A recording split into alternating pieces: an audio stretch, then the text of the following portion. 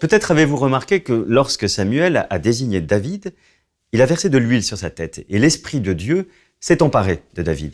Ce geste en est venu à définir le concept même de roi d'Israël. C'est celui qui a reçu l'onction. C'était de l'huile royale. C'était aussi vrai pour les rois de France. Ils étaient sacrés en recevant la Sainte Onction comme signe de l'autorité de Dieu. C'est justement souvent considéré comme le moment le plus sacré d'une cérémonie de couronnement accomplie derrière un voile. Point décisif, le verbe « oindre » en hébreu est « massia », d'où est issu le mot « Messie ». Les Juifs vivent dans l'espoir que le Messie, le roi suprême, viendra de la lignée familiale de David. Des siècles plus tard, Jésus a déclaré de lui-même « L'Esprit du Seigneur est sur moi, parce qu'il m'a conféré l'onction pour annoncer la bonne nouvelle aux pauvres. Il m'a envoyé proclamer aux captifs la libération et aux aveugles le retour à la vue. Renvoyer les opprimés en liberté, proclamer une année d'accueil par le Seigneur. » Pour des oreilles juives, ceci résonnait comme une revendication d'être le roi Messie de Dieu.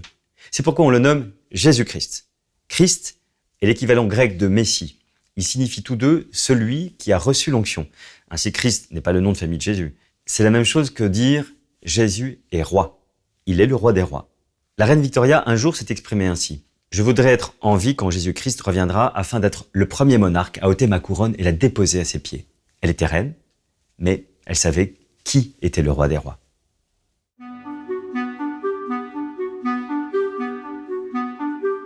En ayant tout cela à l'esprit, nous comprenons que la vie de David préfigurait la venue du Messie. Par exemple, après avoir été désigné par Samuel, David s'est mesuré à Goliath, le géant de presque 3 mètres de haut.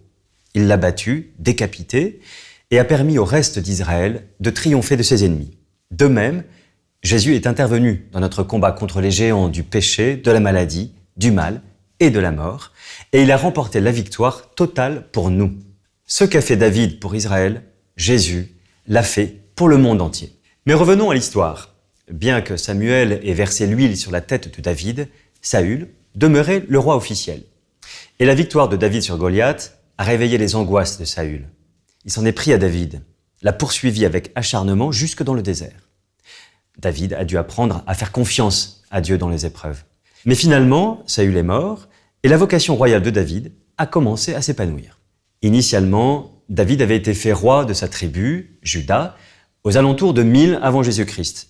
Mais bientôt, les autres tribus ont reconnu son autorité et il a uni les 12 tribus en une seule nation pour la première fois. Par la suite, David a triomphé des ennemis d'Israël, a établi des frontières sûres, initiant ainsi une nouvelle époque de stabilité. Il a également établi une nouvelle capitale pour réunir les tribus. Jérusalem était une petite forteresse sur une colline, facile à défendre grâce à sa position élevée. David l'a conquise et en a fait une grande ville. Il y a érigé le tabernacle et y a transféré l'arche de l'Alliance, avec des cérémonies grandioses, comme nous l'avons vu dans nos lectures quotidiennes cette semaine. Assez rapidement, Jérusalem a été connue comme la cité de David, mais on la mentionne aussi dans la Bible comme Sion, ou la montagne de Sion. Jusque-là, David était un homme selon le cœur de Dieu et offrait un superbe aperçu du Messie. Mais sa vie fut un jeu en 2 parties. On peut dire qu'il a réussi 3 coups consécutifs dans la première manche, mais qu'il a ensuite marqué contre son camp lors de la seconde. Il a commis l'adultère avec une belle femme nommée Bethsabée. Se rendant alors compte qu'elle était enceinte, David a fait tuer son mari pour couvrir son délit. David s'est repenti, mais le reste de sa vie en a subi les conséquences, dont la perte d'un enfant, des tentatives d'assassinat et une mutinerie menée par son propre fils. Douloureux rappel qu'une nuit de plaisir peut se solder par des années de souffrance. David a écrit de nombreux très beaux chants de louanges que l'on appelle des psaumes. Le psaume 51 est certainement le plus poignant. Il faut imaginer David prononçant cette prière avec des larmes de repentance.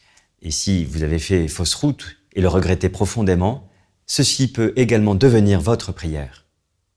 Mon Dieu, toi qui es si bon, accorde-moi ta grâce. Ta tendresse est si grande, efface mes fautes.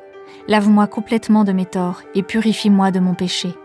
On trouve le récit du règne de David dans les livres de 1 et 2 Samuel, 1 et 2 Rois, 1 et 2 Chroniques.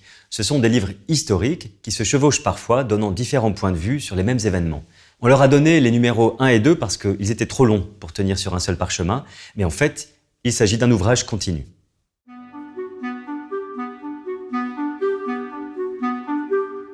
Nous allons maintenant nous intéresser au successeur de David. Salomon était un des enfants nés de David et Bethsabée après leur liaison. C'est encourageant, non? Dieu peut racheter le gâchis de notre vie et en faire quelque chose de neuf. Le roi Salomon était célèbre pour plusieurs raisons qui commencent toutes par la lettre S. Sagesse, somptuosité et sens du sacré. Sagesse. Aujourd'hui encore, on parle de la sagesse de Salomon. Comme nous l'avons vu dans l'une des lectures quotidiennes, Salomon a un jour eu un rêve où Dieu lui disait « Fais un vœu ». Au lieu de demander 1 million d'euros, Salomon a demandé la sagesse. Du coup, Dieu l'a doté d'une sagesse exceptionnelle. Somptuosité. Salomon est aussi devenu multimillionnaire. Son époque fut un temps de prospérité. En fait, on nous dit qu'il possédait tellement d'or que l'argent n'avait plus de valeur et était considéré comme un vulgaire métal. Ce fut la période glorieuse d'Israël. Sens du sacré, avec tout cet argent et ses ressources, Salomon a élaboré de grands projets. Il s'est bâti un immense palais pour lui-même et puis a construit un temple pour Dieu. Jusque-là, souvenez-vous, Dieu vivait dans une tente, le tabernacle. David l'avait installé à Jérusalem et y avait apporté l'arche. Plus tard, Dieu inspira à David des plans de construction d'un temple. Mais c'est Salomon qui obtint le permis de construire.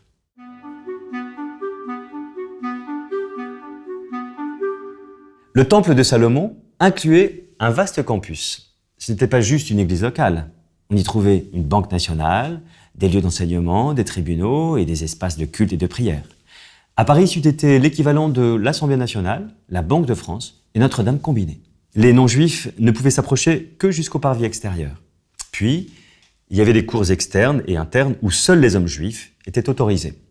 Puis, le lieu saint où les prêtres officiaient. Puis finalement, le sanctuaire intérieur, le Saint des Saints. C'était la pièce privée de Dieu où seul le grand prêtre entrait une fois par an.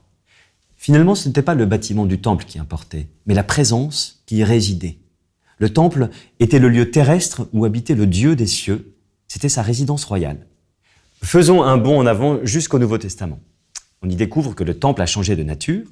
Le temple de Dieu n'est plus fait de briques matérielles, mais de pierres vivantes, de gens comme vous et moi. D'où ce qu'écrit l'apôtre Paul à une petite église en Grèce. Vous savez sûrement que vous êtes le temple de Dieu et que l'Esprit de Dieu habite en vous. Pour un juif familier de cet impressionnant bâtiment à Jérusalem, c'était une affirmation renversante. Le Dieu qui avait rempli le temple de Salomon de sa gloire remplissait maintenant ces petites communautés de chrétiens de la même gloire. Et cela s'accompagnait de 2 autres changements radicaux. Tout d'abord, le nouveau temple est à air ouverte. Si vous vous souvenez de tous ces murs et ces règles restrictives dans le temple de Salomon, en fonction de l'appartenance ethnique et du genre, eh bien tout cela a disparu. Jésus les a démolis. Son Église est désormais à air ouverte. Voici comment le Nouveau Testament le formule. Il n'y a plus ni juif ni païen, il n'y a plus ni esclave ni citoyen libre, il n'y a plus ni homme ni femme. En effet, vous êtes tous un, unis à Jésus-Christ. Le nouveau temple n'est pas seulement à air ouverte, il est aussi libre d'accès. Quand Jésus est mort sur la croix, le rideau qui empêchait l'accès dans la présence de Dieu s'est déchiré en 2. Le Saint des Saints est maintenant libre d'accès. Par Jésus, nous obtenons un accès illimité dans la présence de Dieu. Si vous voulez visiter une résidence présidentielle comme le palais d'Élysée, vous pouvez jeter un coup d'œil par les grilles, mais vous n'y entrez pas comme ça. C'est ce que vous auriez vécu si vous aviez voulu vous rendre au temple dans l'Ancien Testament. Vous pouviez regarder, mais vous ne pouviez pas aller plus loin. Mais si vous êtes chrétien, le roi des rois vit chez vous. Nous sommes un temple saint, habité par sa majesté chaque jour de notre vie.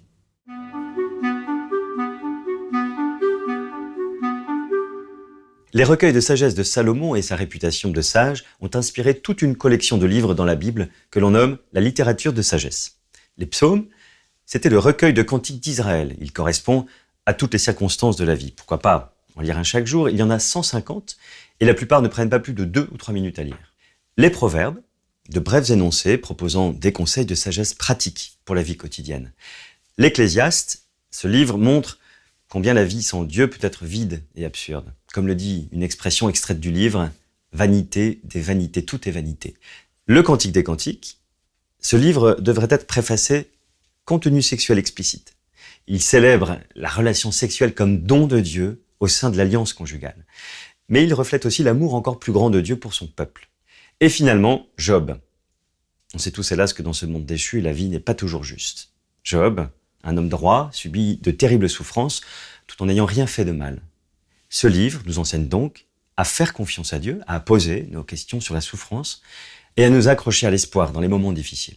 Enfin, il existe 2 longs livres deutérocanoniques incorporés dans l'ancienne traduction grecque de l'Ancien Testament qui sont basés sur le livre des Proverbes, Sagesse et Siracide.